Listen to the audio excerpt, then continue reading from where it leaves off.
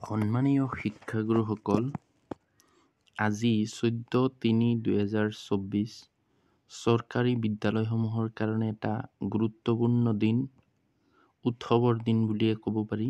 কাৰণ যি অধীৰ আগ্ৰহেৰে যথেষ্ট গুৰুত্ব সহকাৰে গুণোৎসৱ পাৰ কৰিছিলে, সেই গুণোৎসৱৰ ৰিজাল্ট আজি ঘোষণা কৰিব। হয়তো আগতে গম পোৱা গৈছিল যে 15 তাৰিখে ৰিজাল্ট দিব, কিন্তু সেইটো নহয়। কাৰণ মাননীয় মুখ্যমন্ত্ৰীদেৱে ঘোষণা কৰিছে যে 14 তাৰিখেহে গুণোৎসৱৰ ৰিজাল্ট দিব। আৰু সেইকাৰণে আজি যিবিলাক স্কুলে 2023 চনত A+ গ্ৰেড পাইছিলে, তেওঁলোকক এটা হেৰিৰ কাৰণে মাতিছে।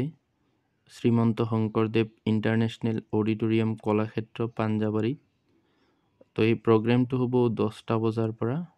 তেওঁলোকক ceremonial distribution of incentive to A+ grade schools of Gunotsav 2023। তাৰমানে তেওঁলোকক হয়তো পুৰস্কাৰ প্ৰদান কৰিব, চাৰ্টিফিকেট, আৰু যিটো উপহাৰৰ কথা ঘোষণা কৰিছিলে 25,000 টকা, সেইটো দিব। গতিকে তেওঁলোকক এই কলাক্ষেত্ৰত মতা হৈছে। তাতে উপস্থিত থাকিব মাননীয় মুখ্যমন্ত্ৰী হিমন্ত বিশ্ব শৰ্মা আৰু শিক্ষামন্ত্ৰী ডক্টৰ ৰণোজ পেগু।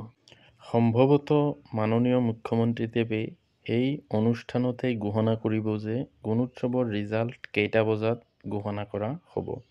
আৰু খুব সম্ভৱ এই ৰিজাল্টসমূহ গুণোৎসৱ আছাম 2024 এই ৱেবছাইটত ঘোষণা কৰিব।